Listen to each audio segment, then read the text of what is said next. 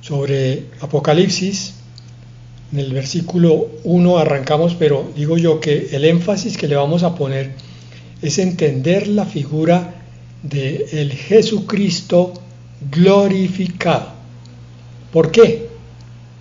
Porque es que tengo la impresión que la mayoría de creyentes nos quedamos de pronto con la visión muy histórica del Señor caminando por Israel, de un lado para otro, haciendo milagros, sí, perfecto, como Hijo de Dios, pero finalmente un hombre al cual el diablo y sus secuaces lo maltrataron y lo llevaron a la muerte, y eso lo usa Satanás para que muchos cristianos caminen con una visión de Cristo, no del Cristo poderoso, del Cristo glorioso, sino del Cristo sufriente, la primera venida. El libro de Apocalipsis nos enfoca hacia la segunda venida, que es la manifestación completa, total y perfecta de quién es actualmente el Hijo de Dios, el Cristo. Espero haber sido claro. Entonces lo que vamos a mirar es a nuestro Redentor, pero tal cual es, no tal cual fue, en su figura de gloria y poder ahora. Si se recibe correctamente esta visión, entonces la relación con este Cristo va a enriquecerse y por tanto vamos a poder desarrollar muchas cosas que estaban de pronto estancadas. Es ver a través de esta palabra quién es nuestro poderoso Salvador y santificador, ese que mora en nosotros. Vamos a ir entonces a Apocalipsis capítulo 1, versículo 1. Esta revelación Dios se la dio a Jesucristo para que mostrara a sus siervos lo que pronto tiene que suceder. Jesucristo envió a su ángel y se la dio a conocer a su siervo Juan. Insisto, la palabra aquí central es revelación. Y yo oro para que el Señor a través del Espíritu Santo dé revelación a tu corazón, hermano, a través del estudio que vamos a iniciar, el estudio bíblico, en propiedad. Es un estudio completo, solo que no excesivamente profundo.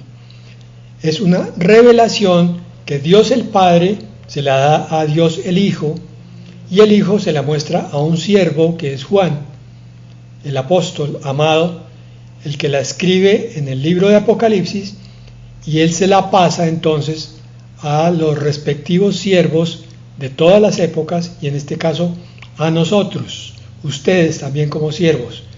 Revelación.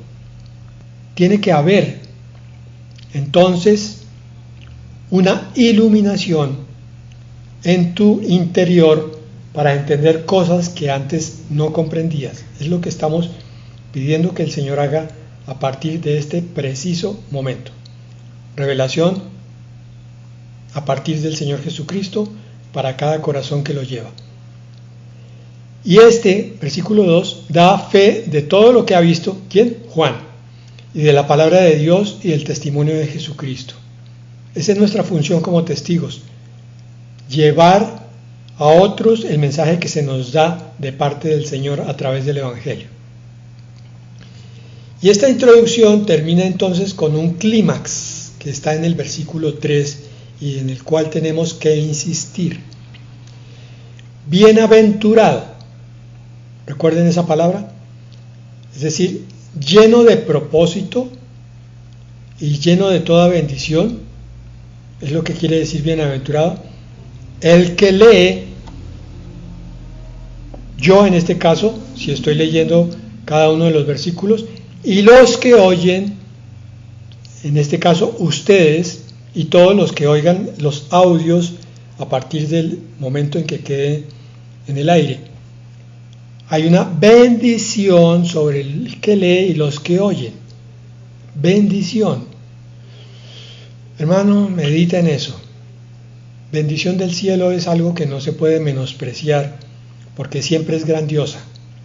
bendición del cielo es algo que siempre va a levantar tu vida y la va a enriquecer. Entonces no la desprecies, porque tú oyes las palabras de esta profecía y además observan lo que en ella está escrito. Entonces no es solo oír, sino es tomar lo que dice allí y guardarlo en el corazón, en el baúl del tesoro, para vivir con esa palabra por el resto de la vida. Yo espero que los que nos acompañaron hace 4 años en este mismo estudio todavía recuerden cuántas bendiciones les dio el Señor. Pero todo eso tiene un propósito. Dice ese versículo 3, porque el tiempo está cerca. Entonces, bienaventurado el que toma la palabra de esta profecía, la observa y la guarda, porque el tiempo está cerca. Sí, pero Fernando, esto fue escrito hace 2000 años. A ver, yo he leído mucho sobre eso y sé que Apocalipsis fue escrito en el año 90, pastor. Entonces, del 90 a 2024 han pasado casi 2000 años. ¿Cómo me va a decir que la palabra todavía está diciendo el tiempo está cerca? Sí, el tiempo está cada vez más cerca. Hace 2000 años estaba cerca, porque para Dios un día es como 1000 años y 1000 años es como un día. Para el Señor es inmediato.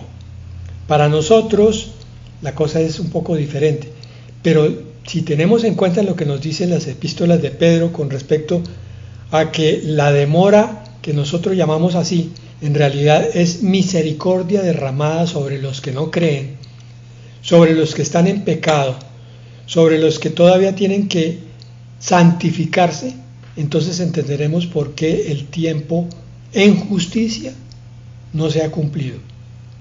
Porque el Señor está dando gracia para aquellos de los nuestros incluso que deben llegar todavía. El tiempo está cerca. Entonces a ti no te interese si van a pasar otros 20, 10, 5 o 2 años o una semana. Eso no importa. Lo que importa es que cada día hay que caminarlo como si el Señor ya estuviera bajando en las nubes.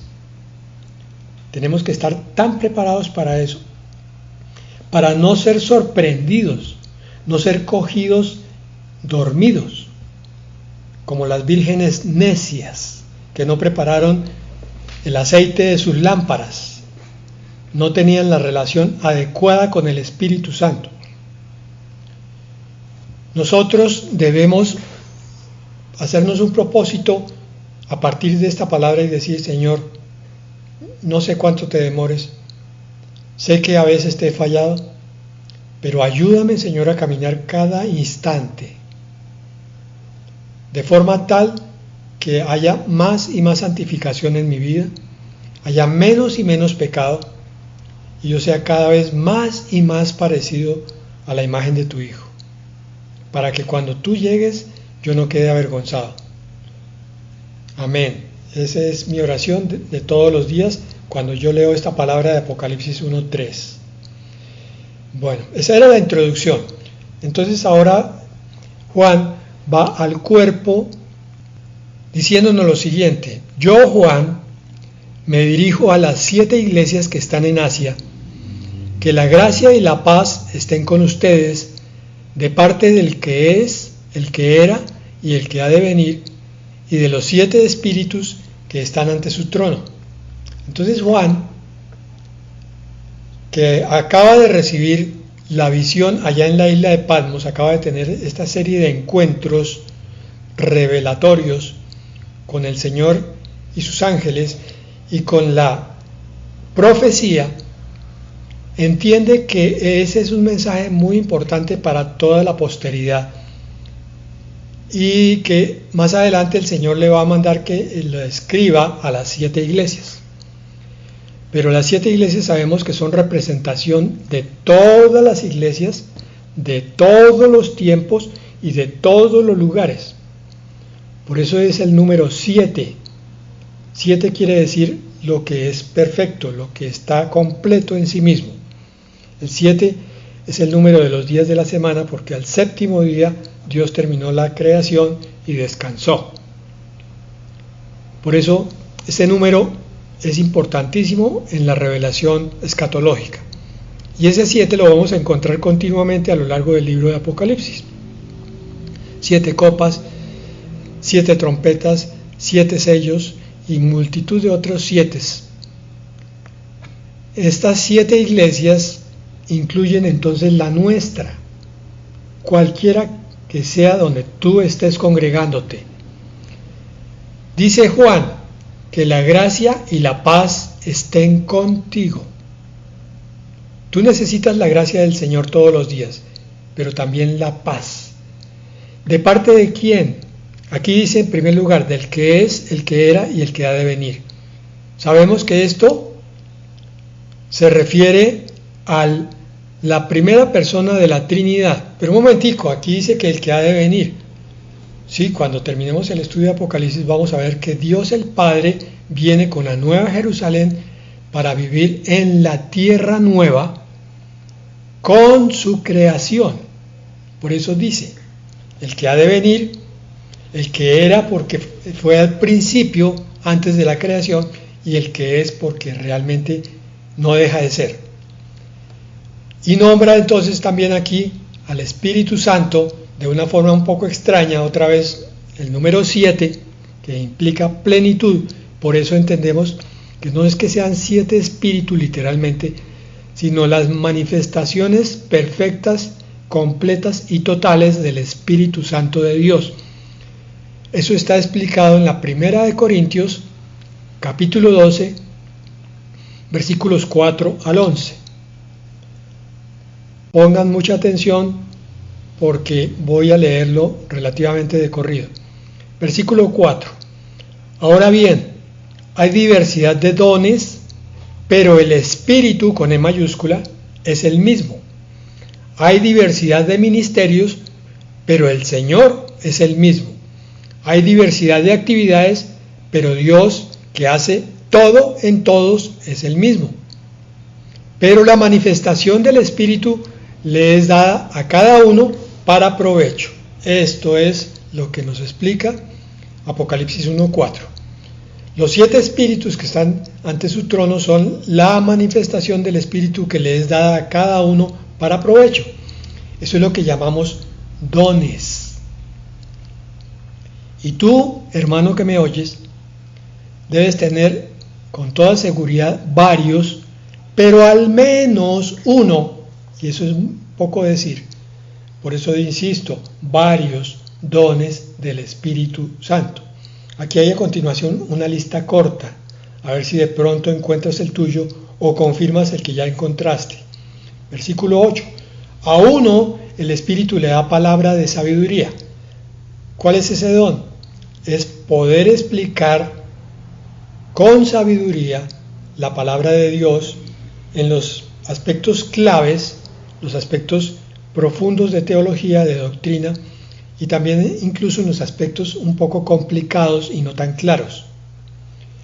Pero llevándolo a un estado en que el que oye entienda, palabra de sabiduría. Ese es un don del Espíritu Santo. Ese no es una cualidad del siervo de Dios. No es que ese siervo, es que habla de una manera tan espectacular. No, hermano, la forma correcta de decir, el Señor le dio un don maravilloso. Gloria al Señor. A otro, el mismo Espíritu le da palabra de ciencia, palabra de conocimiento, es decir, poder también explicar en forma un poco más terrenal, un poco más material, ciertas cosas que son de la palabra de Dios y poder explicar cosas del mundo con la palabra de Dios. Nada del mundo explica la palabra de Dios. Lo digo de esta manera, la palabra de Dios explica al mundo. Esa es la palabra de ciencia. Versículo 9. A otro el mismo Espíritu le da fe, el don de fe. Y a otro dones de sanidades. Bueno, hasta aquí de pronto algunos ya tienen los 4. Sabiduría, ciencia, fe y sanidades. Pastor, ¿y cómo hago yo para saber si yo tengo, por ejemplo, el don de sanidad? Hermano, eso no se sabe sino a través de dos cosas. Una, que un siervo de Dios te imponga las manos, un verdadero siervo de Dios, y te dé por imposición de manos el don. Pero lo más frecuente es que el siervo de Dios lo vaya descubriendo a través de su propia experiencia. En algún momento oró por un enfermo y ese no se sanó. Dije bien, no se sanó. En la siguiente vez vuelve y ora y no se sana. En la tercera ocasión vuelve y ora y ahí sí se sanó. Pero ¿cómo así? Hermanos, es que el don se va desarrollando. Entonces el hecho de que no se manifieste desde la primera vez no significa que tú no lo tengas. Pero significa que tienes que probar varias veces para saber si lo tienes. Lo mismo es el de la palabra de sabiduría.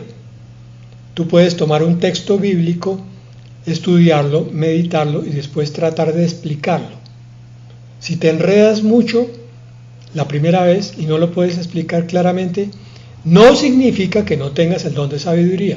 Lo mismo que con el ejemplo de la sanidad. De pronto a la tercera, a la cuarta o a la quinta vez, tú mismo te sorprendes porque le diste una explicación perfecta y sencilla a la audiencia, y la audiencia quedó satisfecha con la explicación. Entonces descubriste que quizás tenías espíritu de sabiduría. Eso se va confirmando con el tiempo. Versículo 10, a otro más el don de hacer milagros, a otro el don de profecía, a otro el don de discernir los espíritus, o sea, distinguir si alguien viene de parte de Dios o de parte de la oscuridad. A otro el don de diversos géneros de lenguas, hablar en lenguas. A otro el don de interpretar las lenguas. Pero todo esto lo hace uno y el mismo Espíritu, que reparte a cada uno en particular según su voluntad. Bueno, queda explicado entonces el aspecto de los 7 espíritus que están ante su trono. La plenitud del Espíritu es la que sustenta la creación, la que la adorna, la que la mueve y la que la pone a producir.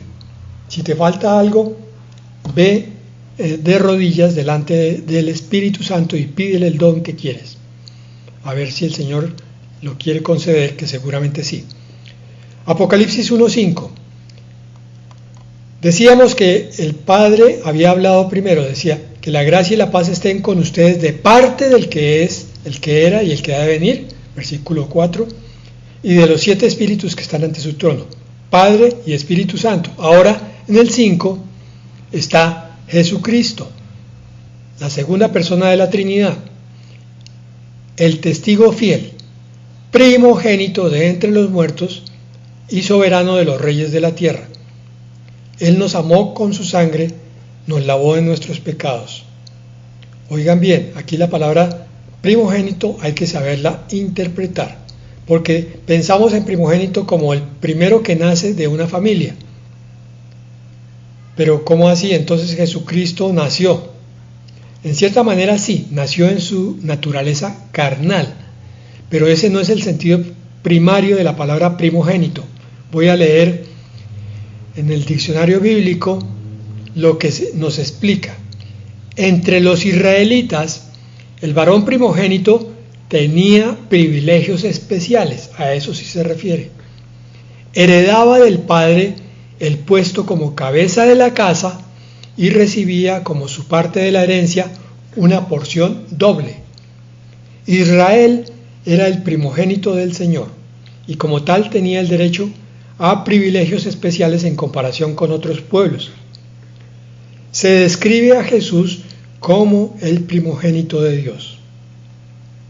Aquí está describiéndonos al que tiene los privilegios especiales completos de Dios, al que hereda todas las cosas de Dios, porque es el primero entre muchos hermanos. Nosotros somos sus hermanos y Él va a repartir su herencia entre nosotros, pero primero la recibe Él con todos los honores y con toda la honra necesaria, porque está en el lugar más excelente, más privilegiado, cercano inmediatamente a su Padre. Recuerden ustedes que antes de la encarnación, el Verbo era igual a Dios. Decidió despojarse de su gloria mientras venía aquí a la tierra en forma carnal. Y por eso, entonces, el Hijo procede del Padre y el Espíritu Santo procede del Hijo. En esa secuencia, pero los tres son iguales, el uno al otro. Apocalipsis 1:6. Y nos hizo reyes y sacerdotes para Dios, su Padre. Importantísimo este versículo para entender el sentido de la iglesia, para que tú entiendas el sentido de congregarte, para que entiendas y trabajes el sentido de estudiar la palabra de Dios, porque has sido hecho rey y sacerdote. Por eso a Él sea la gloria y el poder por los siglos. Amén. Apocalipsis 5:10 nos dice: y para nuestro Dios los hiciste reyes y sacerdotes, y reinarán sobre la tierra. Se extiende un poco más este versículo, explicando cuál es la función que vamos a desempeñar. Vamos a reinar. Espero que no haya alguien que a estas alturas se asuste porque va a reinar. De hecho, debiera ser al contrario. Todos deberíamos estar gozosos por tan tremenda comisión que el Señor nos va a dejar. Máxime que si Dios nos coloca en ese puesto, Él sabe cómo suplir todo lo que nos hace falta para que podamos cumplirle tal cual Él lo pide. Apocalipsis 26 vuelve y nos dice: bienaventurados y santos son los que tienen parte en la primera resurrección, pues la segunda muerte no tiene poder sobre ellos. Al contrario, serán sacerdotes de Dios y de Cristo y reinarán con Él durante 1000 años.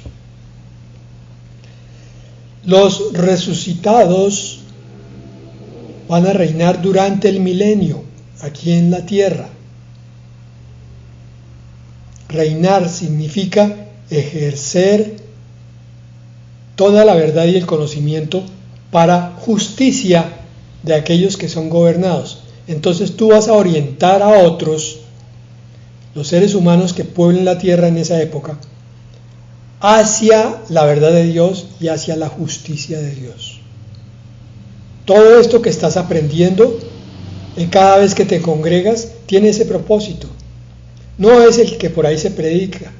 No es que usted viene a esta iglesia, hermano, para ser bendecido, para que el Señor lo llene a usted de todos los dones y lo haga próspero de todo, y lo sane de todo, y usted viva tranquilo en esta vida. Y se está perdiendo de vista la tremenda misión que tenemos pendiente.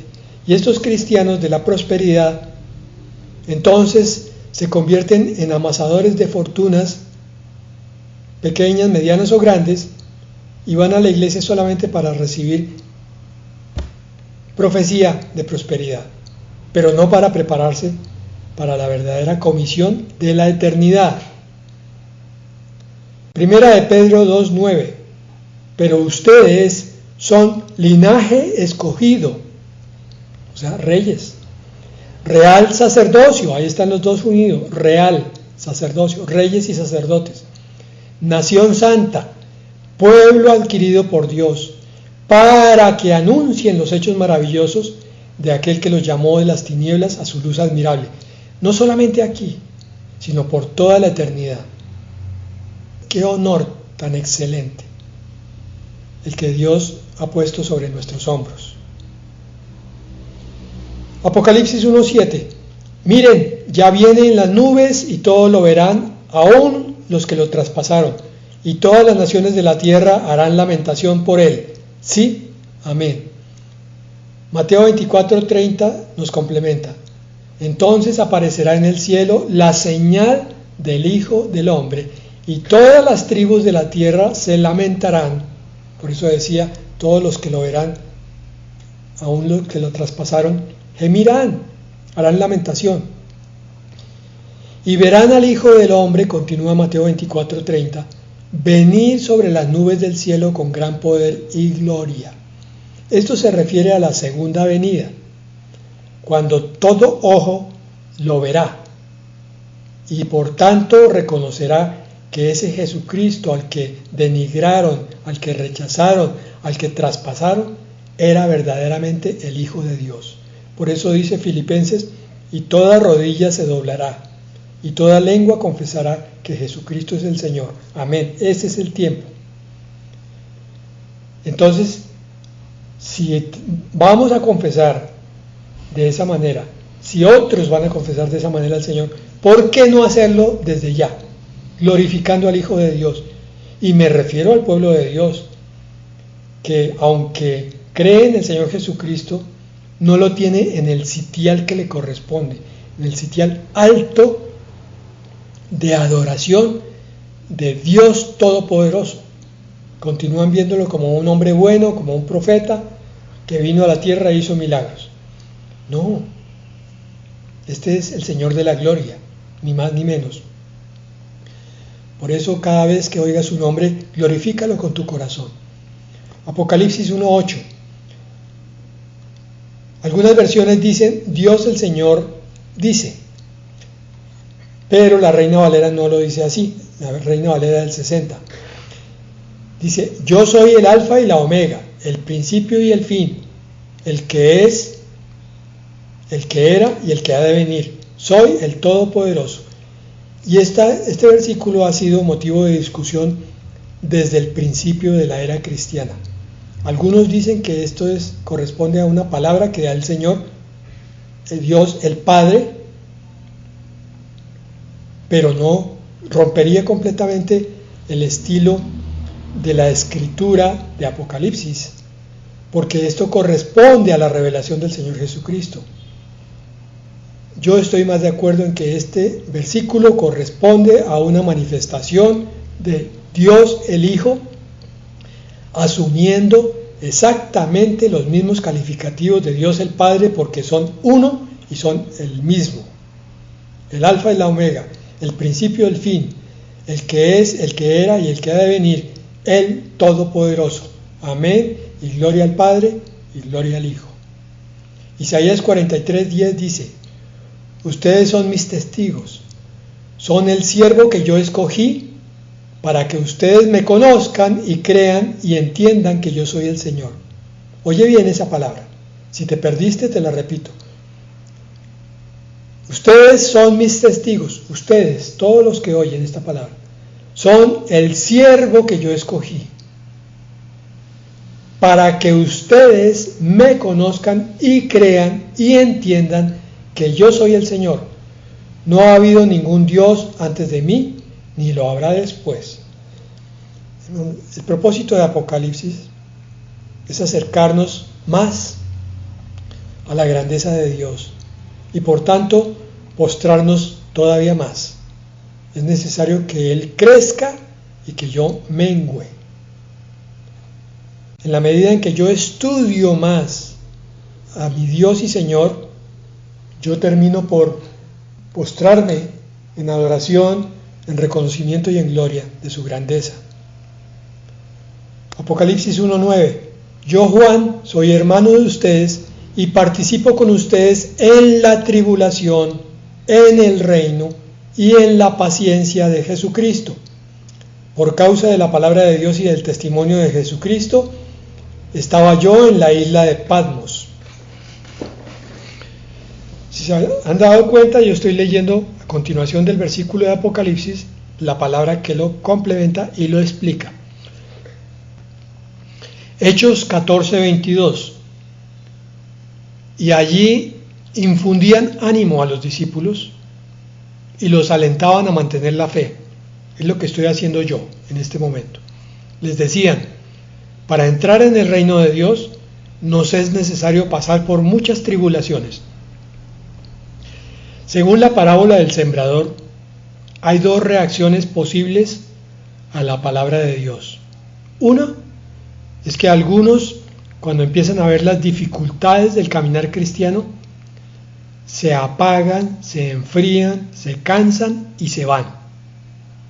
Otros toman como entendimiento y descubren que a través de la tribulación es el camino angosto y la puerta estrecha para entrar al reino de los cielos. Y que la tribulación, en vez de empobrecer, enriquece. En vez de debilitar, fortalece. Uno siempre sale de toda tribulación, de toda prueba, de toda guerra espiritual, más lleno del poder de Dios.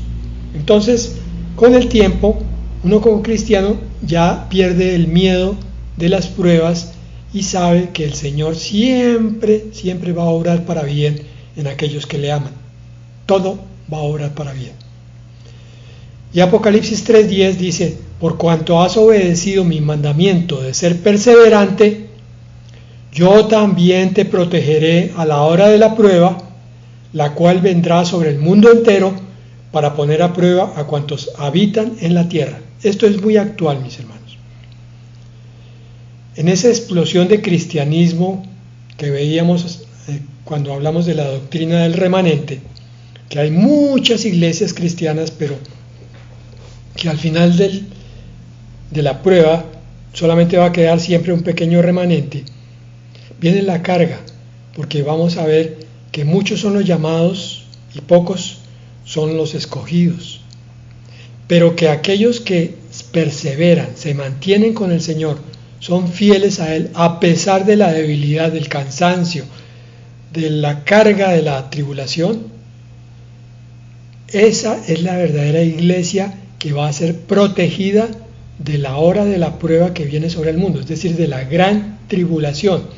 Y entonces nos preocupamos por aquellos cristianos que se enfriaron y que se alejaron, porque ellos con ese alejamiento se van a quedar, a menos que regresen.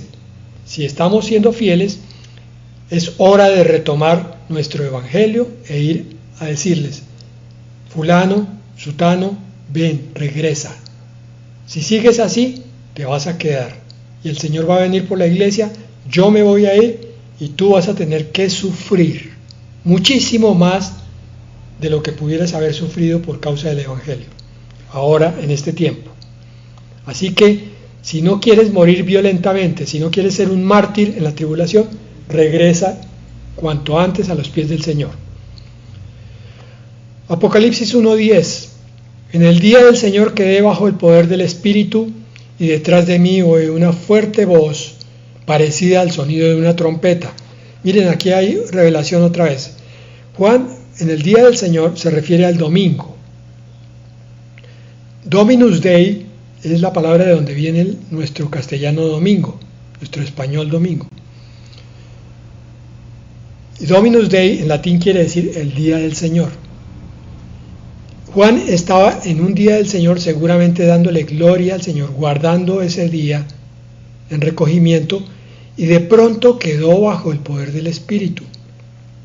Cayó, no sabemos si en un éxtasis o no en éxtasis, lo que fuera, pero el Espíritu del Señor lo tomó y lo empezó a llenar de revelación, de visión y de profecía. Y yo me pregunto, ¿cuántos cristianos hoy en día querrán quedar bajo el poder del Espíritu de esa forma como quedó Juan? ¿Querrán tener una visión? ¿Sí o no? Yo me temo que algunos no quieren. ¿Querrán conocer cosas grandes y profundas de Dios? Me temo que algunos no quieren. Pero gloria a Dios por los que sí quieren, por aquellos que trabajan continuamente y no solamente el domingo, sino todos los días buscando a Dios para recibir más y más de ese poder del Espíritu. Apocalipsis 4:2 dice: al instante quedé bajo el poder del Espíritu y vi que en el cielo había un trono y que alguien estaba sentado en él. Entonces, la primera vez que queda bajo el Espíritu, oye una voz fuerte. La segunda vez en Apocalipsis 4:2 tiene una visión. Y en Mateo 22:43 dice, entonces Él les dijo, ¿y cómo es que, está hablando el Señor Jesucristo, cómo es que en el Espíritu David lo llama Señor? Aquí entonces el Señor Jesucristo nos recuerda que David también quedó bajo el Espíritu y profetizó. Hay muchas manifestaciones de lo que es quedar bajo el Espíritu, pero óiganme bien: caerse de espaldas, reírse como locos, empezar a saltar y convulsionar por toda la iglesia, eso no es quedar bajo el poder del Espíritu. Eso es espíritu satánico, no es del Señor. Entonces, no busquemos esas manifestaciones, busquemos postrarnos en humildad, en oración, en entrega y compromiso para que el Señor nos tome como a Él le parezca.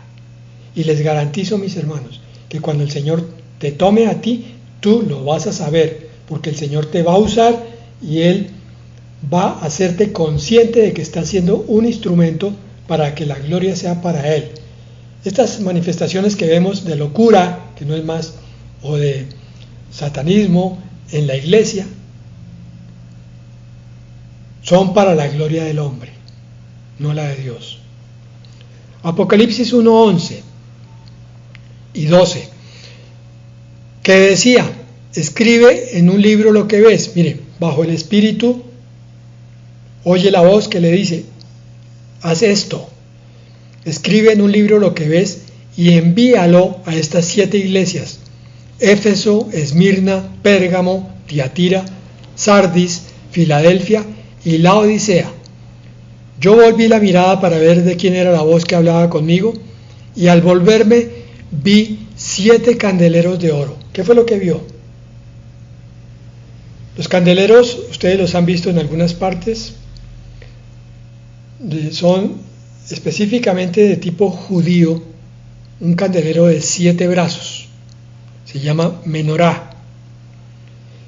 Esa menorá, en Éxodo 25:31, fue construida siguiendo las órdenes de Dios. Y aquí tenemos en ese versículo 31 una pequeña explicación de para qué era que debía estar en funciones.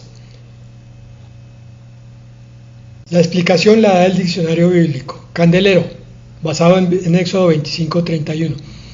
Situado frente a la mesa del pan de la proposición, en el lado sur del lugar santo, se levantaba un candelero o menorá con forma de almendro en flor, lo que les estaba diciendo, 7 brazos. Proporcionaba luz para los sacerdotes que servían en el lugar santo. Ahí está. El candelero da luz. ¿A quiénes? A los sacerdotes de la antigüedad. Sí, pero nosotros también somos reyes y sacerdotes. ¿Quién es nuestra luz? El Señor, nuestro Salvador y Redentor. Él es nuestra menorá. Continúa el diccionario. Según las instrucciones de Dios, se debía tener cuidado de mantenerlo bien provisto de aceite de oliva puro para que no se apagara su luz, es decir, lleno del Espíritu Santo. El candelero aparece como tipo del Señor Jesucristo, que era la luz verdadera que vino al mundo. Bueno, entonces si alguno ha leído esta descripción de Éxodo con respecto a los utensilios del templo, léalo siempre buscando qué significa, porque Dios no da instrucciones vacías. Es un tipo de cosas muy profundas para que nosotros veamos. Cristo es nuestra luz, y el aceite, que es el tipo del Espíritu Santo, es el que nos mantiene la luz encendida. A Cristo como nuestro modelo, como nuestra imagen, para llevarnos a ser semejantes a Él. Yo no puedo ser cristiano de banca, no puedo ser cristiano de solo Biblia. Tengo que ser cristiano de iglesia, sí, amén, De escritura, sí, amén, pero escritura meditada, leída y meditada. Y cristiano de comunión con mi Padre Celestial y con el Señor Jesucristo. El lugar santo es el sitio al cual yo entraba después de pasar por el atrio para llegar al lugar santísimo, es decir, a la figura de la comunión con Dios. Todo el tabernáculo prefiguraba el encuentro de Dios y la criatura. Hoy en día lo tenemos en cualquier parte. Hace 3.000 años, 3.500 años, había que hacerlo solamente donde estaba el tabernáculo. Hoy en día tú lo puedes hacer en tu casa, en el bus, en un campo, en cualquier parte donde quieras tener comunión con Dios. ¡Qué bendiciones para nosotros! Y sin embargo, miren cuánto desperdiciamos nosotros la cercanía con nuestro Señor, siendo tan fácil hoy en día. Apocalipsis 1:13. En medio de los 7 candeleros vi a alguien semejante al Hijo del Hombre, o sea, semejante a Jesucristo. ¿Por qué dice semejante? ¿Por qué no es el mismo Jesucristo? Porque el Hijo del Hombre es Jesucristo en su figura terrenal. Este era semejante, pero mucho más glorioso. Y nos lo describe a continuación. Por favor, pon tu corazón aquí. Que vestía un ropaje que le llegaba hasta los pies y que llevaba un cinto de oro a la altura del pecho. Es decir, un cinturón probablemente que cruzaba desde el hombro hasta el costado, atravesado en oblicuo por el pecho, de oro puro. Yo veo a alguien así, inmediatamente pienso en un altísimo dignatario de gobierno, alguien que tiene muchos tesoros. Versículo 14. Su cabeza y sus cabellos eran blancos como la lana, parecían de nieve. ¿Por qué? Por la sabiduría, la ancianidad de la sabiduría. Sus ojos chispeaban como una llama de fuego, que todo lo ve, todo lo penetra. No se le puede mirar directamente con facilidad. Versículo 15. Sus pies eran semejantes al bronce pulido y brillaban como en un horno, porque con esos pies va a pisar el lagar de la ira de Dios. Va a destrozar todo lo que no es de Dios. Su voz resonaba como el estruendo de un poderoso caudal de agua, porque con esa voz va a declarar la palabra y va a derrotar a la oscuridad.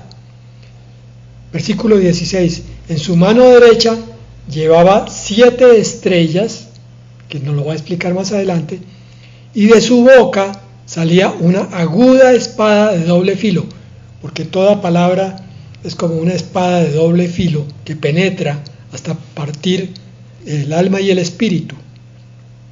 Por eso, la espada aguda viene del propio Señor Jesucristo. Si tienes una Biblia delante de ti, está saliendo directamente de la boca de tu Redentor.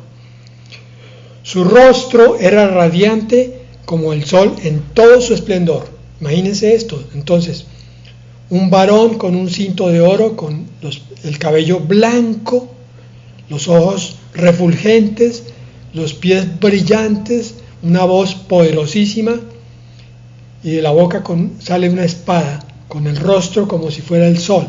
Esta es la figura o imagen presente del Señor, como está el Señor en este momento en el cielo, en contraste con la que tuvo en su primera venida, que seguramente es la visión que muchos tenemos del Cristo sufriente.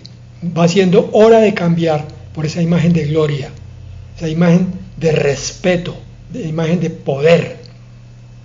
Este es el Cristo que mora en nosotros. A esta imagen que está descrita aquí, del 1:13 al 16, es a la imagen a la que seremos glorificados. Refulgentes con el cabello blanco, vestidos con vestidura blanca, semejantes a Cristo. Mira lo que te espera. Versículo 17. Con toda razón, Juan dice, cuando lo vi, caí a sus pies como muerto. Pero él puso su mano derecha sobre mí y me dijo, no temas, yo soy el primero y el último. Este es el amor de Cristo sobre el débil. Malaquías 3:2 dice, ¿y quién podrá soportar el tiempo de su venida? ¿O quién podrá estar en pie cuando Él se manifieste? Porque Él es como fuego purificador y como jabón de lavadores. Ese es el Cristo que mora en ti. El que te limpia, el que te santifica, el que te levanta, el que te sana, el que está lleno de poder. Versículo 18. El que vive, estuve muerto, pero ahora vivo para siempre. Amén. Yo tengo las llaves de la muerte y del infierno. Escribe esto que has visto y lo que ahora sucede y lo que va a suceder después de esto. ¿Qué quiere decir eso? Las cosas que has visto están en Apocalipsis 1. Las cosas que son las cartas a las iglesias de Apocalipsis 2 y 3. Y las cosas que serán son las que están a partir de Apocalipsis 4 hasta el 22. Y por último el versículo 20. Este es el significado de las 7 estrellas que has visto en mi mano derecha y de los 7 candeleros de oro. Las 7 estrellas son los ángeles de las 7 iglesias. La palabra ángel en griego quiere decir mensajero y en hebreo también. O sea, las 7 estrellas son los mensajeros de las 7 iglesias. ¿Quién es el mensajero de la iglesia? El que lleva el mensaje, el predicador. Y los 7 candeleros que has visto son las 7 iglesias. Entonces, en esta figura, imagínate esto, el Cristo de la gloria, ese que está descrito allá con tanto detalle, tan grandioso, en su mano tiene nada menos que 7 candeleros, que son las 7 iglesias, o sea, la totalidad de las iglesias.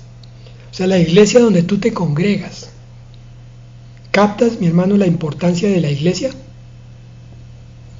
Porque a partir de la pandemia, el diablo hizo todo el trabajo para desprestigiar la figura de la iglesia y muchos en este momento ya no se quieren congregar porque la iglesia les parece lo de menos. No, yo puedo tener una relación con Cristo solamente virtualmente. No, hay que buscar el cuerpo de Cristo que es la iglesia. Mira lo que pasa, el Señor la tiene en sus manos. ¿En qué iglesia estamos? Pregunto. ¿Es una iglesia que tú valoras? ¿Es una iglesia por la cual estás trabajando? No solo sentándote. ¿Qué estás haciendo en tu iglesia cada día? Así no te congregues todos los 7 días de la semana. ¿Estás orando por ella todos los días? ¿Estás orando por tu pastor? ¿Estás orando por tus hermanos que están débiles? ¿O por el hermano fuerte que tiene una comisión de parte del pastor, de parte del Señor? ¿Estamos asistiendo a la iglesia como verdaderos creyentes? Y aparte de eso, el Señor también tiene en sus manos a los 7 mensajeros. Mira la responsabilidad de la iglesia. Está en la mano del Señor Jesucristo. Es algo precioso para Él. Si es la iglesia, es todo. Son todos los congregantes. Cada congregante es importantísimo para el Señor. Tú tienes que trabajar para la obra del Señor, para el cuerpo de Cristo. Porque mira la responsabilidad de los mensajeros. Es una estrella en las manos del Señor. Quiere decir que un día va a tener que darle cuenta a Dios, ese predicador, de lo que hizo con la palabra de Dios, de si le dio la gloria a Dios o la buscó para él mismo, la gloria o la vanagloria o las cosas del mundo. De modo, mi hermano, que Apocalipsis es un libro tremendamente revelador. Así que continuaremos con ese estudio si el Señor nos lo permite. Amén y amén.